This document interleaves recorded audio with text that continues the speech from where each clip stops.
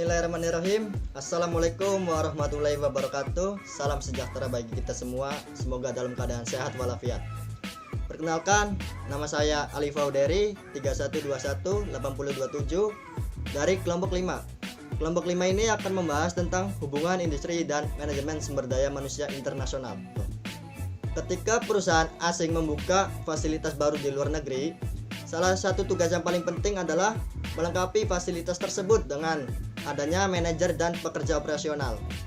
Perusahaan harus memutuskan, yang pertama, berapa karyawan yang akan dibutuhkan. Yang kedua, keahlian apa saja yang harus mereka miliki. Yang ketiga, di mana mereka akan direkrut. Dan yang keempat, berapa besar gaji yang akan diberikan. Dan masih banyak fasilitas-fasilitas lainnya.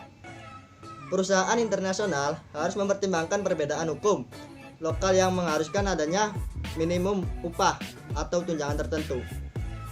Manajemen sumber daya manusia adalah sekumpulan aktivitas yang dilakukan untuk menarik, mengembangkan, dan mempertahankan tenaga kerja efektif yang diperlukan untuk mencapai tujuan perusahaan. Manajemen sumber daya manusia meliputi yang pertama, merekrut dan menyeleksi manajer dan non-manajer. Yang kedua, memberikan program pelatihan dan pengembangan. Yang ketiga, penilaian kinerja dan memberikan kompensasi atau tunjangan. Baik, itu adalah materi tentang kebutuhan tenaga kerja manajerial internasional. Akan ada materi lagi yang akan disampaikan oleh rekan saya. Silakan. Nama saya Bagas Arfananda, NIM 31218061. Perekrutan ada dua. Satu, perekrutan manajer berpengalaman. Perusahaan merekrut manajer berpengalaman melalui berbagai cara. Sumber perekrutan yang paling umum berasal dari dalam perusahaan.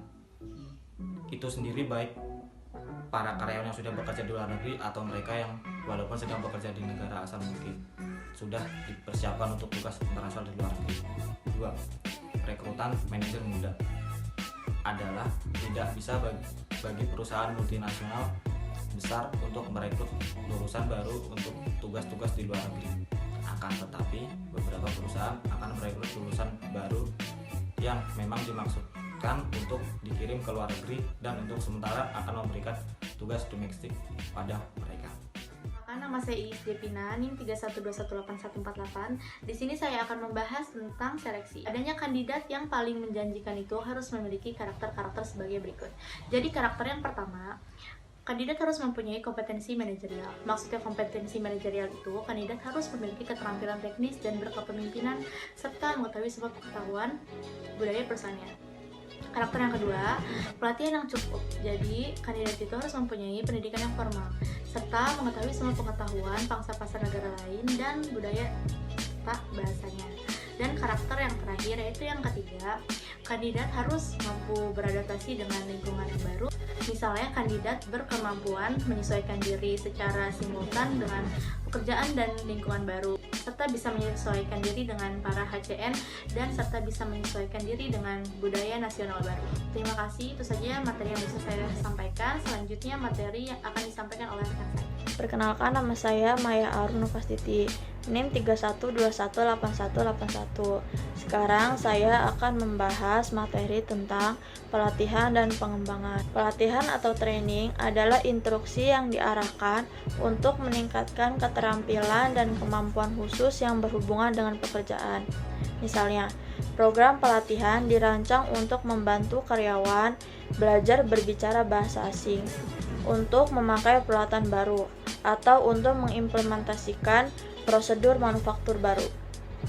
Pengembangan atau development adalah pendidikan umum yang berkaitan dengan persiapan manajer untuk tugas baru atau posisi yang lebih tinggi.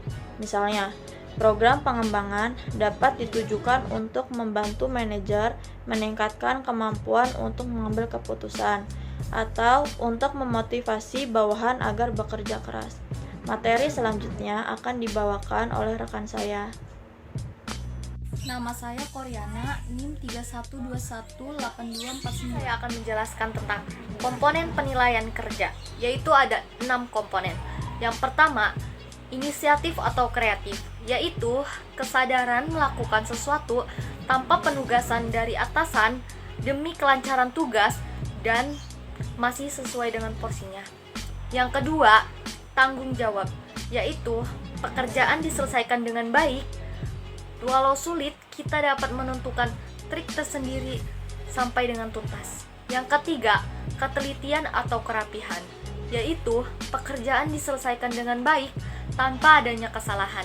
Yang keempat, kecepatan kerja atau efisien, yaitu pekerjaan dikerjakan dengan tepat waktu dan menggunakan sumber daya yang ada tanpa keluhan. Yang kelima, kerjasama, yaitu membuka diri untuk menerima pendapat, kritik, atau saran dari orang lain dan berbagi beban dan waktu dengan orang lain. Yang keenam, kedisiplinan, yaitu datang dan pulang tepat waktu, fokus pada pekerjaan, dan memanfaatkan waktu secara produktif.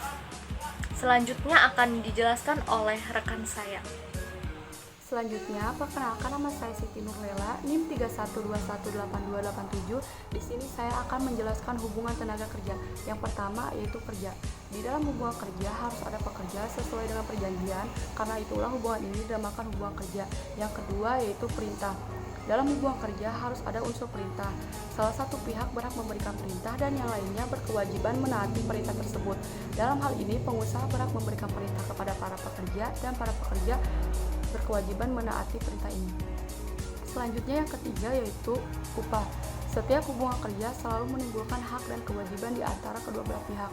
Dalam hubungan ini, upah merupakan salah satu pokok yang menandai adanya hubungan kerja. Misalnya, perusahaan memberikan upah kepada para pekerja dan para pekerja menerima upah tersebut. Kesimpulan dari kelompok kami adalah perusahaan internasional harus memutuskan dari mana karyawan berasal, negara asal, negara ketiga, manajemen sumber daya manusia, merekrut dan menyeleksi manajer dan non-manajer, memberikan program pelatihan dan pengembangan, menilai kinerja dan memberikan kompensasi dan tunjangan upah. Setiap hubungan kerja selalu menimbulkan hak dan kewajiban di antara kedua belah pihak. Dalam hal ini, pengusaha berhak memberikan perintah kepada para pekerja dan pekerja berhak menaati perintah tersebut. Sekian dari kelompok kami, jangan lupa like, komen, dan subscribe. Terima kasih.